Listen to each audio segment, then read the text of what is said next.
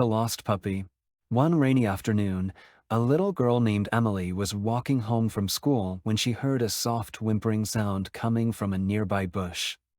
Curious, she went over to take a look and, to her surprise, found a small puppy, wet and shivering. Emily gently picked up the puppy and noticed that it didn't have a collar.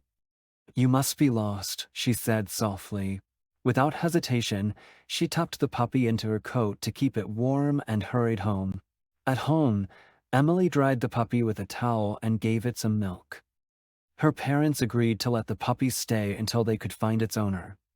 They made posters and put them up around the neighborhood, hoping that someone would come forward. Days passed, but no one came to claim the puppy. By then, Emily and the puppy, whom she named Max, had become inseparable.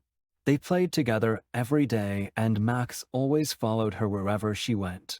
One evening, the doorbell rang. A man stood outside, holding one of the posters. He was the puppy's owner, and he had been searching for his little friend for days. Emily's heart sank. She knew Max belonged to someone else, but she didn't want to say goodbye. The man thanked Emily for taking care of Max and offered her a reward, but Emily shook her head. "I just wanted to make sure he was safe," she said.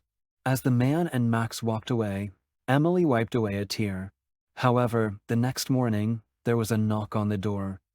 When Emily opened it, there was Max, wagging his tail, with a note attached to his collar. The note read, "Dear Emily, Max seems to love you as much as you love him. Would you like to keep him?" Emily's face lit up with joy. Max had found his home, and they would never be apart again.